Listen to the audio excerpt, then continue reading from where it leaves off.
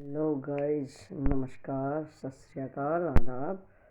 आप स्वस्थ रहें, खुश रहें। इन्हीं खुशियों के साथ हम फिर आ गए अपने इस प्लेटफॉर्म पे, जहां हम छोटी छोटी बातें सीख के उनको धारण करके प्रैक्टिकल रूप दे के अपने जीवन को आगे बढ़ाने की कोशिश में लगे हैं। तो आज एक कहानी के ज़रिए हम एक छोटी सी बात को समझने की कोशिश करेंगे।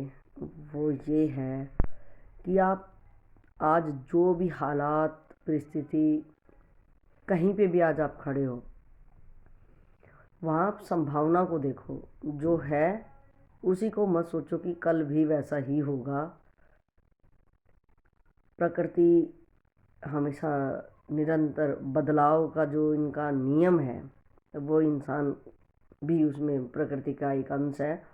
और उसके मुताबिक बदलाव हालातों में और मनुष्य के स्वभाव में और हर चीज़ों में बदलाव ज़रूरी है, और वो आता भी है। आप कितना भी कोशिश करोगे तो कुछ चीज़ें हैं जो हमारे हाथों में नहीं होती, लेकिन बहुत सारी चीज़ें हैं कि जो हमारे हाथ में भी होती हैं।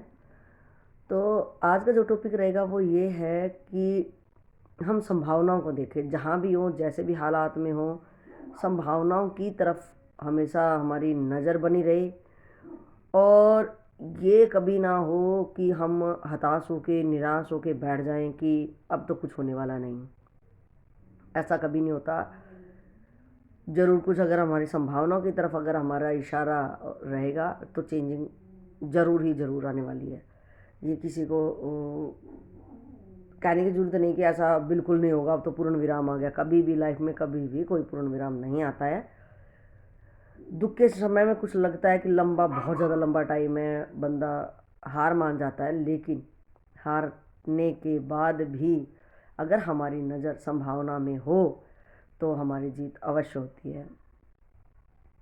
तो एक कहानी के ज़रिए हम समझने की कोशिश करेंगे।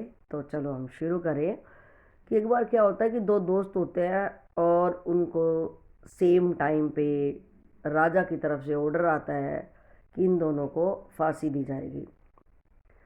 तो उनको राजा साहब के सामने लाया जाता है और राजा साहब पूछते हैं कि आप लोगों को कोई आखिरी ख्वाहिश हो तो बताएं। तो पहला वाला आदमी बोलता है कि नहीं, वो पूरा टूट चुका और वो बड़ा दुखी है, व्यथित है। उसने कहा नहीं, मेरी किसी भी टाइप की कोई लास्ट ख्वाहिश नहीं है। उसने हार मान ली।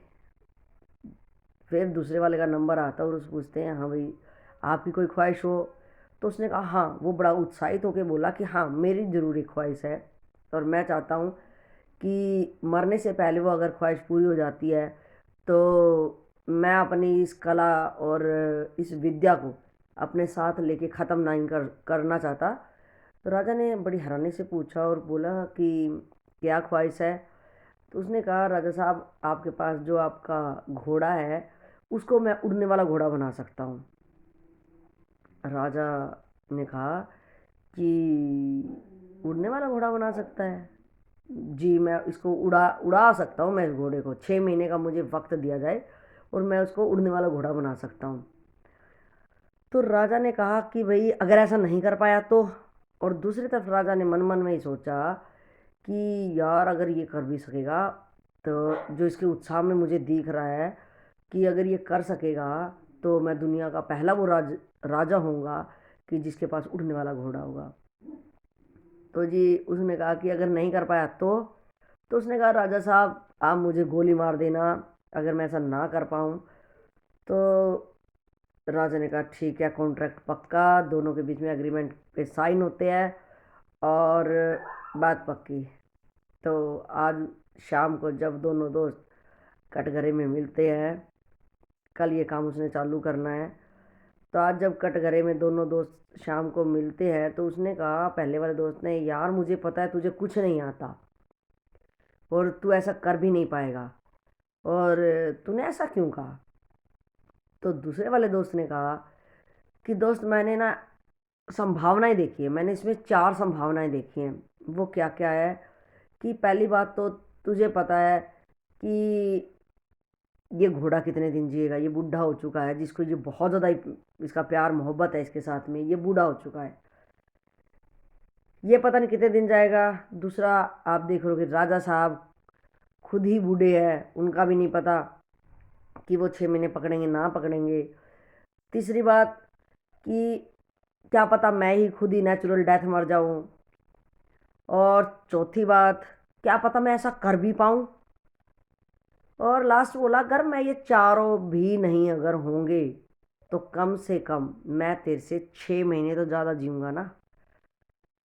तो दोस्तों, हालात कैसे भी हों, परिस्थिति कैसे भी हों, कहानी हमें यही इशारा करती है कि हम अपनी संभावनाओं को ना छोड़ें। हम संभावनाएं, हर चीज़ हर समय हर हालात में छुपी होती है। बस कोशिश और पॉजिटिव सोच और पुरुषार्थ करना ना छोड़े। कुछ भी होगा, आप डट के अगर उस परिस्थिति का सामना करेंगे तो वो अब समय बताएगा कि आने वाला कैसा होगा। कम से कम हमारे ही अंदर जो हम टूटने में और व्यस्त अपने आप को हालात के गुलाम बना के जो हम बैठ जाते हैं, कम से कम वो तो नहीं होगा। और लगे रहेंगे, ये ज़िंदगी है, कभी हार कभी जीत हर बंदे के साथ लगी रहती है। संभावनाओं में जीना बहुत बड़ी ताकत है। इसलिए गाइस, इसी कहानी के माध्यम से जो हमें इशारा कहानी ने दिया है कि हम हर हालात में अपनी संभावनाओं को देखें। इन्हीं शब्दों के साथ आज का वक्तव्य यहीं विराम लेता है और इसी के साथ आपको जय हिंद, जय भारत।